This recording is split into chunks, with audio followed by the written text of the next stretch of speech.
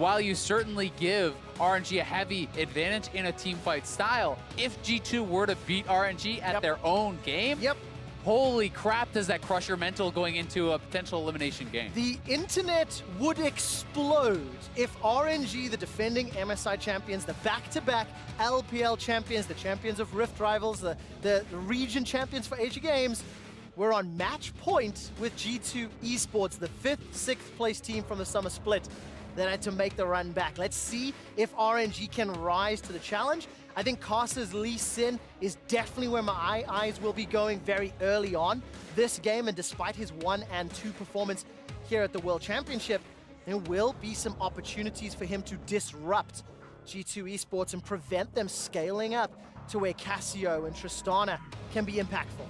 And I look at this RNG composition and I see Kai'Sa Alistar, still a very strong 2v2 lane.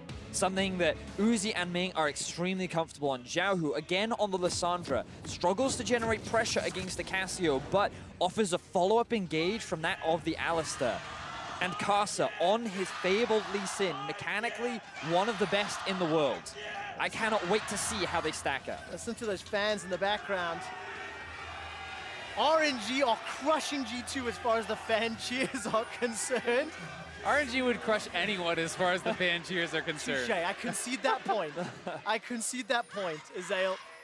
And let's see whether or not G2 can find another crushing win. You know, both game 1 and 2 of this series were defined by the stylistic choices. Ooh, they might hop over here. And there's a very cheeky level 1.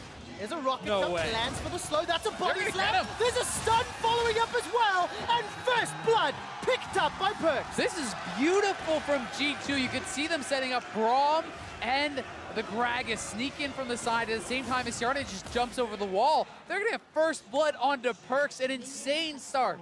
G2 Esports play the mind games. They haven't done a level 1, I think, ever this year. And for the first time this year that they do it, they find a kill on RNG. Look at all the bars and they go, G2 don't do anything level 1, we're fine setting up a line of scrimmage. And then over the wall, Hyanan jumps in, the flash body slam from Jankos. Beautiful start to this game from the side of G2. So we'll get to see now. Wadid sitting in the brush with Jankos right behind him, Hyanan over the wall. And then he's just going to jump on top of it. It is just beautiful. No vision of Uzi, just pure scouting, taking the gamble. Puts his ward down. Now, what impact does this have on the follow-up laning phase? Yankos obviously starting body slam. You can see Kiana getting to lane just a little bit late to the rocket jump. I mean, I think one of the biggest impacts it has is just simply on the mid lane. You look at a double Doran's ring start here for Perks. That has got to be very frustrating for Xiaohu, especially in a world where he is going towards Comet. He is setting up his runes more for the laning phase. This is not the Aftershock Lissandra, so you know, he was hoping to perhaps be able to bully out this lane, and all the additional mana and AP he's going to have is going to make that a lot harder. And of course, Perks being one of the most influential members on G2. Let's see what he can do with his advantage. Ming and Uzi, they get the level 2 advantage. They push Hyanan and Wadid all the way back. It looked like Let Me also got the advantage up in the top lane. He was jumping into Wonder's face with that Poppy. He's in a dangerous spot, though, if he doesn't back off, and we'll see Jankos, so definitely a good job by him. But Poppy can really trade well with the Aatrox. It is one of the only tanks, I think, that can kind of continuously look to brawl, especially using your Buckler. The passive to throw out and proc Grasp is very tough to actually deal with for Aatrox. And I remember when Wonder played this matchup in the play-in stage. I believe it was actually against the Supermassive top laner as well. And in that laning phase, Wonder crushed it. He built up like a massive CS lead. He was bullying him underneath his tower. But so far in this early laning phase, Let Me is trading much more effectively and is actually forcing Wonder underneath his tower. Wonder actually just used his teleport, by the way. I don't know if he did that by accident or why that ended up getting popped off. He was already so I see.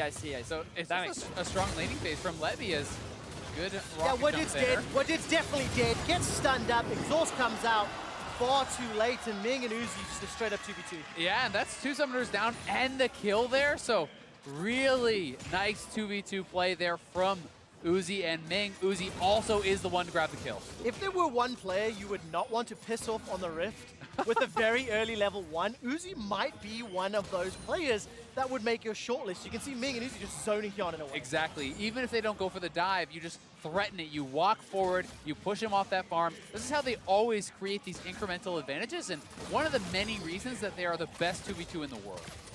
And Hyonin and Wadid can't afford to be falling behind after finding that first blood. While it didn't mean a huge amount in this 2 versus 2, giving away these advantages over to Uzi on the Kai'Sa is definitely how RNG can come up huge in these team fights. Now, Hyonin was able to buffer out of that situation, but Wadid, he doesn't expect the burst from the proc of the passive from Uzi, and combined with the Ignite, that's enough to find them a kill. And it was actually perfectly timed by RNG. The minion that gets them both level 3 died as he was comboing. So that was very deliberate, very intentional off of that level 3 for the Alistar, so you can have the full combo with the trample and the stun, and that was just so well done. Well, let's see if Xiaohu can use Ming's help. There's a Flash and Cleanse available to Perks. Miasma comes down to prevent the engage. Very heads-up play from Perks. Great use of the phase rush there to escape from that gank. Remember, but no now we see TP Kai'Sa here. top lane. All right, I'm keeping my eyes on the stun. The wall bang from Let Me. There it is. Flash into the Hammer Shock and just sets it down. That was flawlessly done, guaranteeing that the Lee Sin Q would hit. Yanko's not going to be able to get a trade kill here, and that's not only the death on Aatrox, it's a TP-less Aatrox going down, which makes it so much worse, because you can shove in this wave, you will deny the experience. Oh, I'm holding my breath for this engage. What did we?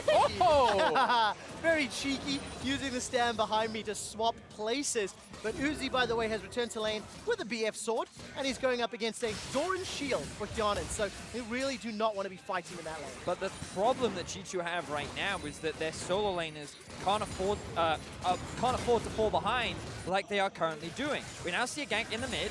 All right, Xiaohu's got the Glacial Pot, manages to take it. Was not interrupted by Yanko. Yeah, Yanko's was short on the flash. The body slam did not connect there, so flash down gets nothing for it. Good attempt, but certainly left wanting on the execution. And right now we're seeing a lot of execution errors on the side of G2. The fact that the bot lane died in the 2 versus 2 allowed Ming to roam up, threaten Perk so that he can't look to try and trade aggressively into Xiao, who Wonder getting out-traded in the 1 versus 1, forcing him to go back to base, and then giving RNG an opportunity to find another kill means that this early game going heavily in favor of RNG's way. Yeah, and we'll see if they can continue that, because, again, now this is the flash disadvantage for the jungler. As Karsa hits 6, he will have his flash up, and he can look for kick flash as one of those all-powerful plays we know Lee Sin can go for. And you kind of need to set the expectations of what we're looking for in this game too, because for G2, I think that their Baron setup is really strong with the Cassio and Tristana duo, but also their team fighting is very impactful, assuming Wonder can find the flank, because their engage tools, the only real way they have to start fights is that Gragas ultimate, or maybe a flash in from Wadid ulti 2, whereas RNG, they have the Alistar engage, they have the Lissandra engage, they have a potential flank from Karth, a potential flank from Legme. It's so much easier for RNG to actually start these fights that if they come into the mid game with a lead, and G2 is also looking to team fight, it is always going to go in favor of RNG just because of how much easier it is for them to kick things off. On the flip side, the G2 composition can disengage. When you have a Gragas, a Cassio, a Tristana, but they cannot afford to be too far behind. So let's see how G2 play these next few minutes. It's 7.5 in, and Giannis decided to go for the Berserker Boost Rush.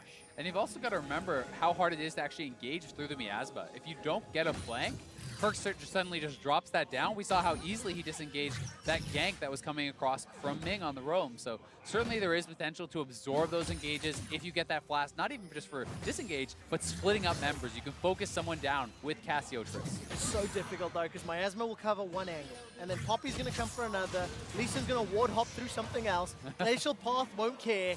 So there's a lot of options, and it's going to come down to outplays, which, by the way, RNG are currently winning in. They've got very good opportunities in both top and bottom lane, and every time we look at this mini-map, it feels like Ming and Karsa, they are fishing for opportunities. They're stepping forward into G2's territory, and they're clearing out the vision as well. Yeah, they're setting up for this Ocean Drake right now. Want to try and secure that early. RNG have push in bot. They actually have priority over mid as well. And huge props to Let Me in an Aatrox matchup where Wonder is very comfortable on the champion. It's something that he's had a lot of success with so far at Worlds. Let Me is doing extremely well with a CS advantage, working well with his jungler, forcing that early teleport out from Wonder as well.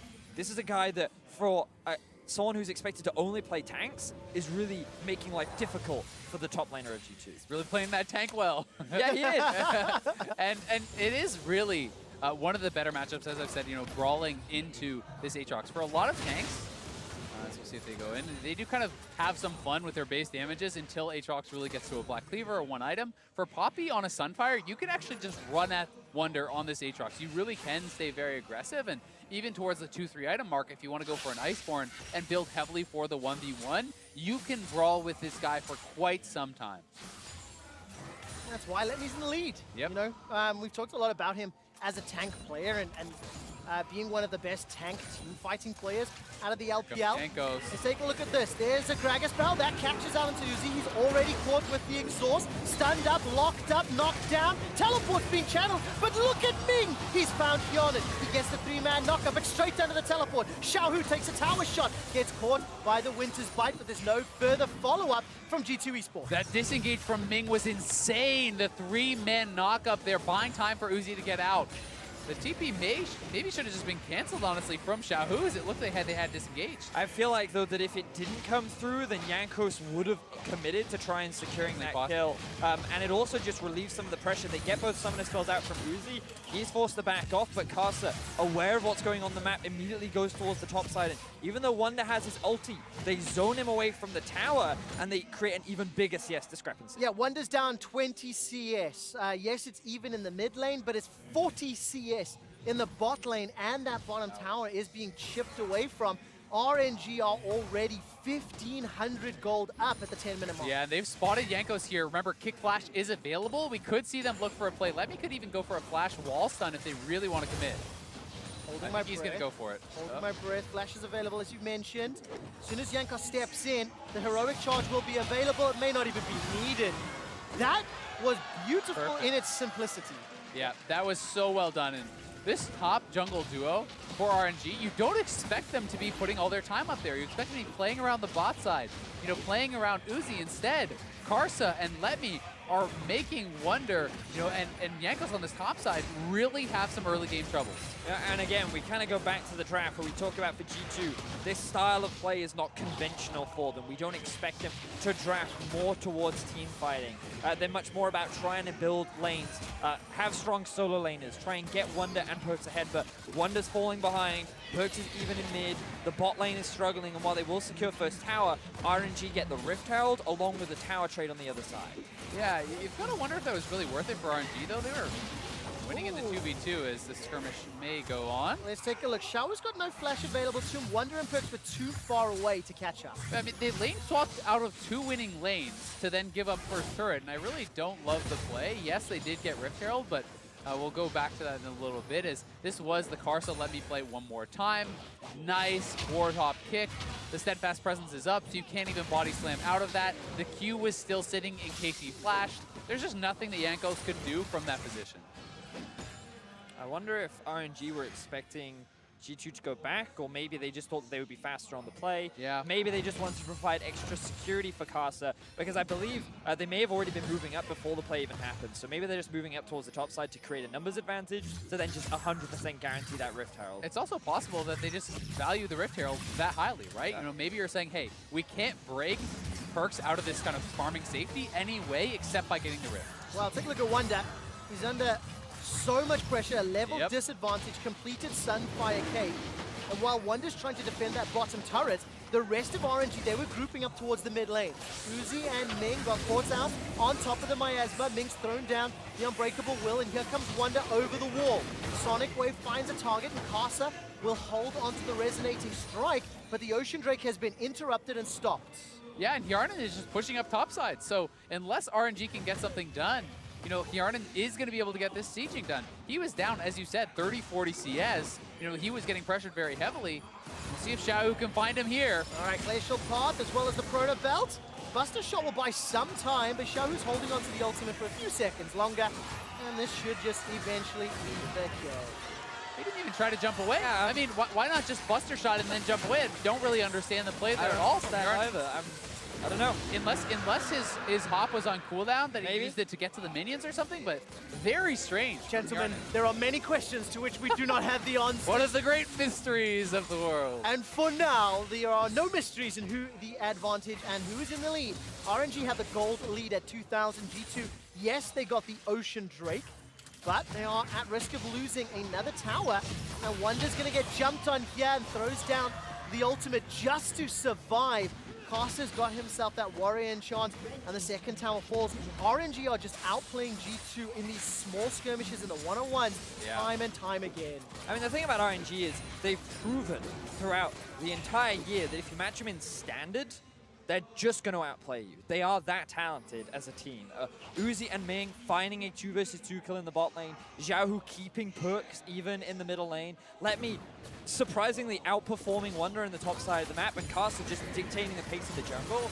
When you try and match standard against this team, they're in their comfort zone, they're in their element, and right now, they're about to generate a 4,000 gold lead over G2. Yeah, now they've cracked that turret, taking away a lot of the safety from Perks here, as he wants to have that kind of safe bastion here where he can farm and where it's harder for him to get flanked.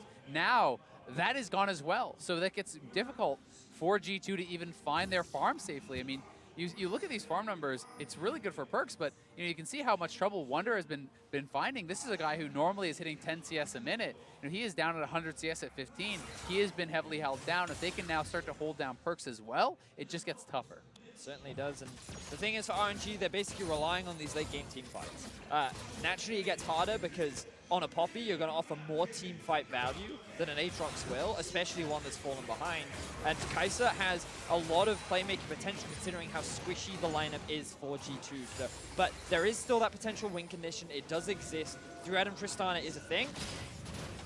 As we all hold our breath for the one-item Tristana rocket jump to safety. And Vedius, I'm just going to reiterate something you said. RNG going to wait for some late-game team fights. RNG, the LPL champions, waiting for late-game team fights. I would not envy anybody standing in their way when you look at all of the tools that the Royal Never Give Up squad has to work with, and Uzi can just clean up once the rest of the team has set up the fight. Yeah, you're definitely expecting that to be the case. I mean, we'll see if G2 can pull something off, if they really can, outfight them. We've seen that Perks has been able to make some miracles happen in these team fights. You think back to last game, looked like it would have been RNG's, but Perks pulls off a miracle fight by the Baron, and on the Cassio, you have the team fight power to make something like that happen. If you get a flash ultimate on Cassio, you hit 4 or 5 members, hey, anything can happen. Yeah, Perks has actually done it on Cassio here in the EU LCS in the past as well. In a game 5, when you need to save his team. And this time around, it is in game 3. The series is 1-1. RNG and G2 won games respectively in their sort of quintessential styles, really, the expected way. And for G2, they pulled a rabbit out the hat this time around. They picked this team fighting style, team composition, which we were not anticipating. And they faltered early. Let me's Poppycopter will get one lone minion. That minion, hate that minion. And while the minion might be upset, but the rest of RNG aren't, because you can see they've been able to push at mid and bot as G2 committed 4 members towards the top side. This will result in a tower, but RNG are going to trade it back almost immediately as Letme goes on the chase. All right, Hyunan's already used the buster shots, and now Letme's going to try to run him down. Letme's just going to chase him with that Sunfire cape. Forced to use the flash and the rocket jump, and Letme is unstoppable. Yeah, and the reason he had to flash there was because otherwise it gets steadfast presence. You will get knocked out of your jump by the Poppy, so if that looked weird, that is the reasoning there. And Letme certainly at a very strong point in this game, but yeah, you talked about it. Both teams kind of won a game with their style, and that is why people are so surprised to see G2 with, departing from their classic 1-3-1, from the style that has brought them success. And this is a very risky game. It is kind of that swing match that puts you at match point. If they can prove that you could beat RNG with their own style, with teamfight style, that opens up a lot of flexibility in pick and ban. Sure. But if they fall flat, well, RNG is just looking to run back the exact same strat, try to force you into the exact same bans. Yep. Right now, things aren't looking great for G2. Just on paper, that Tristana is pretty far behind the Kai'Sa. In mid lane, still relatively even, and I am always optimistic of Perks on Cassio. You guys already talked about what she is capable of. But for me, Kai'Sa is kind of the deciding factor in a lot of these team fights. When you watch this man play Lee Sin, it is really incredible. The decision-making, the awareness, and the precision that he has on the champion to catch someone like Hyanan or Perks off guard, I think could be probably the biggest determining factor in why RNG are so good in a lot of these things. And he's been doing it for so long. I mean, people always will think back to Flash Wolves and Karsa playing with them. Incredible Lee Sin plays, showing it up in MSI, stealing Barons, making it look easy. And it's been one of his best champions, one of his signature champions for so many years now. And Karsa has been playing at the highest level for so many years, but had never really tasted the international success. He had been dominant regionally with Flash Wolves, and now on RNG, not only is he getting his first taste of international success, so are guys like Uzi, who is picking up his first international championship, and the team has just really been elevated with his arrival. Uzi was the crownless king in the LPL until Karsa stepped into his kingdom and helped him take back the crown. And of course, Karsa, as we mentioned, with RNG, they won LPL, they won MSI. They have their sights set on the World Championship trophy. And apologies if you don't want to know the KT results from earlier. Block your ears. But with KT also faltering, now there's a lot of eyes on RNG and how far will they go. They've got 4,000 gold lead up in their quarterfinal here against G2 Esports. They've got all the tools and the ability to close out this series, and that is the anticipated and expected result. It really is, and you know, it does make them the clear favorite for the World Championship title. If they get through this, you know, thinking KT is already out, Gen.G has fallen out, they will be going up against a team in the semifinals who they have beaten twice this year, but G2 certainly has a lot of time to flip things on its head. What we're going to find out over the next week or two is whether or not the favorites keep falling.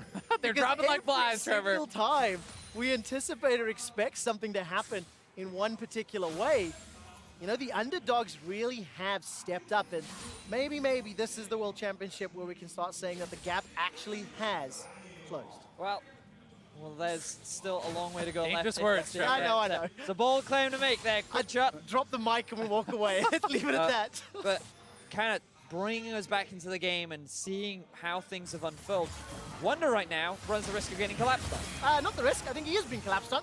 We'll throw down the world ender. This will buy some time. Uzi, Killer Instinct available. I'm not going to use it. Instead, there goes a resurrection here. Flashes up for Wonder, but I think he'll hold on to it. And that's just being caught in the wrong place. And this was a big mistake from Wonder. The rest of his team wasn't generating enough pressure elsewhere on the map for that really to be worth it for him. He doesn't have any vision on the bot side. It was a very easy collapse from RNG. It cost them absolutely nothing. And RNG just get further and further ahead. For Wonder only now completes his first major item. And it's so tough for Wonder because we've all had those games where you're behind and it makes you take more risks because you feel like you need that wave. You need that farm to try to get back into the game, to try to become relevant. You want to get that next item. You want to feel like you are kind of building that hope. But you know, in some games, the best thing you can do for your team is simply lose gracefully and let them try to carry. Well, let's see whether or not G2 can punish Xiaohu. It's just after Wonder was killed. Xiaohu now will be caught out in the bottom lane, but there is a 2 or a 3-man Baron going on. G2 Esports have committed Wonder's teleport, and I don't think RNG are strong enough yet to do this quickly enough, but are G2 even aware? They're stuck in the mid, outer How are turret. they not aware? Baron is still going low. They are now. Will reveal, but it's going to be too late. 3,500 hit points, and nobody from G2 have responded. RNG sneak the Baron from under G2's nose. That is bizarre. I mean, if they that almost feels like it had to be a conscious decision because I mean, Karsa walked 100%. right over the ward. Yeah. So they are going to trade out at least one turret. They get a turret and a kill for the Baron. You certainly think that should be RNG favored, especially with the potential to take more when you're already winning in the side lanes. But perhaps G2 just didn't feel that they were in a position to take the team fight. You know, Uzi is already on a very strong part of the game without vision around there. They were perhaps saying, that is the game-losing play. If we go, maybe we can come back later. I mean, that really surprises me just because of how strong Perks is right now. I agree. Like level 13, 14 Casio inside a Baron pit, that sounds like the dream for me. Yeah. But either way, that is the decision G2 ultimately decided to make. RNG are able to pick themselves up a Baron. And now the question is, what can RNG do with it? Their siege isn't the strongest. Uzi and Xiaohu are pretty short range, and their ability to actually get onto these towers can be difficult, especially against the Casio. But what you expect from them is just a lot of pressure on all 3 lanes, and then rotations between the 3 to either look for a pick and then create a numbers advantage elsewhere. Exactly. Soul lanes in the sides, Uzi in the middle, push up waves, Karsa roaming between, looking for a pick. And I think that's the assignments that we're going to get from RNG, but that does give G2 a chance to try to pick someone off if they can find an even number fight. But right now, as you see, Karsa and Xiaohu are lurking. Well, let's see if they can collapse, because you say giving some hope to G2 in these split scenarios. When you look at the Gragas, the Casio, the Tristana, there are tools in G2's kit, but they are very rapidly running out of time for when they can be able to wield them effectively. If RNG continue to suffocate the life out of G2's Rift, denying all of their jungle, denying their vision, denying minion waves, then G2 could just fall simply too far behind to pick a team fight. I mean, this is just good patient play from RNG. They're pulling G2 apart. They're being able to get access to the turret through making the space, but ooh, Jankos, I think he was trying to get around that minion, but maybe just clipped on the edge. Might have been able to get in range, but not sure. To be fair to G2, they do have a lot of wave clear right now, and this isn't the fastest push coming out from RNG. As Let Me now 1v1 against Perkz. Well, Perkz is going to try chase him down. It will be the cost of 1 and 2 towers. There's already a kill onto Wonder. He didn't even get a chance to use the ultimate. Wadid's coming to help Perkz as Let Me flashes for his life. He's already used the Poppycopter, and it looks like Yonit is going to close this one out. There's a lot of damage from Let Me back, though. In a 1v2, he finally goes down. But at what cost? Perkz' Petrifying Gaze is for naught. The cost of the game. And the base is broken wide open. Jankos gets caught out by Karsa, killed by Uzi, and so has the inhibitor. The Nexus turret is being focused at 25 minutes. RNG are yelling that they are not done yet. Pushing onto the Nexus turrets. They came here to win the series, and this is a statement win after Uzi gives up first blood at 2 minutes on the clock. RNG crush G2's top and bottom lane and are match points. That was a very convincing finish from the side of RNG, but I have a lot of question marks around the performance from G2. A lot of decisions that I wasn't entirely in agreement with. But like, you can't fault RNG. They won 2v2 bot. Let Me had a great performance top lane.